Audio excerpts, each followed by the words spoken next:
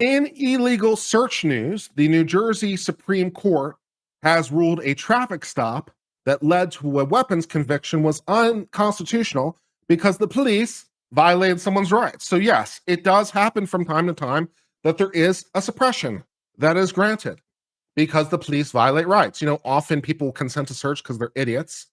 And they say, yeah, sure, you can search my car and all the rest of it. But sometimes the police do an illegal search. Sometimes they find things. Sometimes they move to suppress. And sometimes the motion is granted, in this case by the New Jersey Supreme Court. So let's learn a little bit more about this traffic stop and why it was ruled unconstitutional. Let's get started with this. The state Supreme Court of New Jersey reversed a weapons conviction of two men in a unanimous ruling that the search was unconstitutional. The court stopped short of agreeing with defendant's attorney to adopt a new rule that would require officers making traffic stops for suspended licenses to first confirm the driver of the car they're pulling over. Instead, the court will leave the issue to lawmakers. This is Kansas v. Glover. I don't agree with the disposition of Kansas v. Glover. I disagree, but the Supreme Court said 8-1 in the case of at least a revoked driver's license. Not sure about suspended. The Supreme Court didn't explicitly speak to that issue.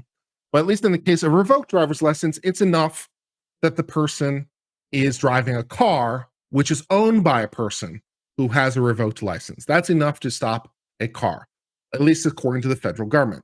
Now, the Supreme Court didn't speak to the issue of a suspended license. That was an issue dealing with revoked license, although I'm not 100% sure why it would come out any differently. But of course, notwithstanding any of the federal law, New Jersey could go further. So New Jersey was asked, hey, would you like to go further than Kansas v. Glover? And they said, you know, this is constitutional, but you could say it's not. But they didn't go that far. So they didn't decide to extend more rights to the Supreme Court in that domain. So, okay.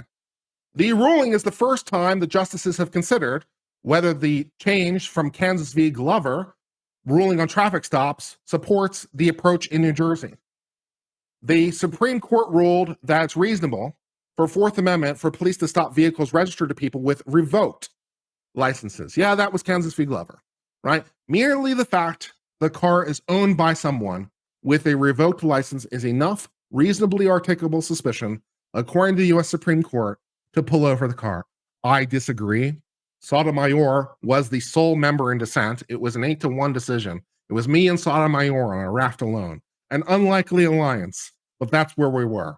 I didn't think that this was reasonably articulable suspicion either, but the Supreme Court disagreed with me. The New Jersey case stems from a 2016 traffic stop, which was detailed by the relevant ruling.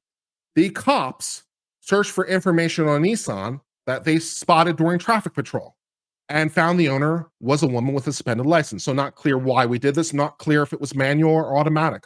A lot of cop cars have cameras on them. Sometimes the cameras will automatically search for cars that are stolen or otherwise restricted. So not clear whether we did it manually or automatically, not that I'm sure it matters either way, because it's in public information. So can the officer type in the license plate number manually? Sure, you don't need any suspicion for that because it's in plain view. So that is not a search. You can look at the license plate number, that's fine. The cop pulled over the car and found two men in the car, not the woman with the suspended license. The men explained they borrowed the car from the owner, who they phoned from the scene. The cop called for backup, claiming to have smelled marijuana while outside the car. Sure he did, but he was too congested to be sure. Cute. Another officer arrived with a canine to sniff the car. Uh-oh. We're also extending the time period of the stop in order to bring a canine into play. That's also a constitutional case. The officer said the owner would need to consent to the search, but the officer told him that wasn't true. So the guy driving the car said, you know, the owner needs to consent, but that isn't true, which isn't incidentally true. The people driving the car could give consent because they're in possession of the car. So you don't need consent from the owner. You do, if you get consent from anyone who's in possession of the car, would be fine. The dog apparently found a little marijuana in the car under the passenger seat. The officers arrested the two men, and a further search revealed a gun with hollow point bullets.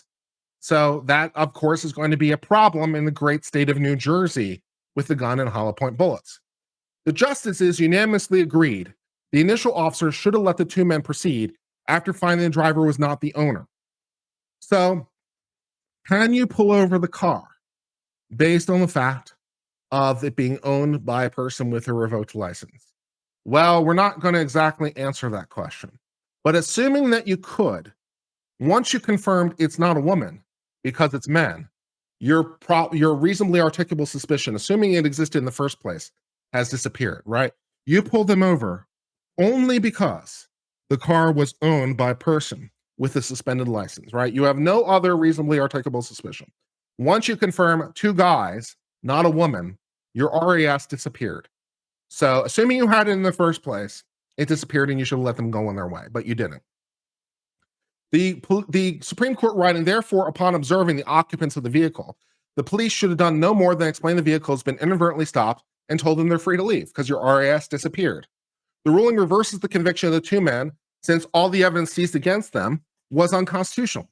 Unlawful detention, no RAS, invalid search, called the canines, illegal extension of the stop, many, many constitutional problems.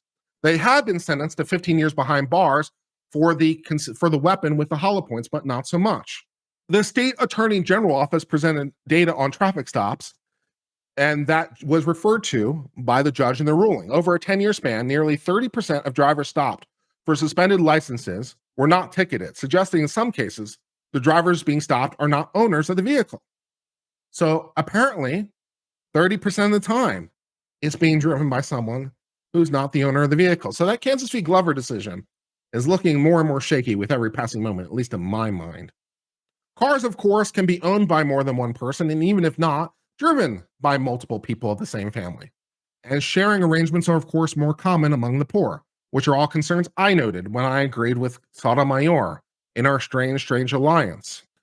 Thus, the New Jersey Supreme Court has come to the decision that this was an illegal stop because, assuming, for the sake of argument, the police were able to pull over the car for a merely suspended driver's license, which is slightly different than the Supreme Court's issue of a revoked driver's license.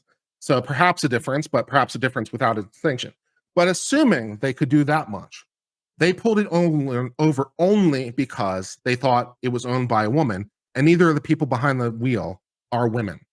So not so much. So they should have let the people go on their way, and they didn't. So they did an illegal search because there was no consent, found marijuana, found a gun, conviction. Conviction reversed because it was all illegal. For extending the stop, extending the time of the stop, getting the dog, and so forth and so on. So coming to the right conclusion, albeit somewhat late, but these people will have their 15-year convictions set aside and are free to go about their way, assuming they have no other convictions that are applicable. And that, for the moment, brings us to the end of discussion of this case.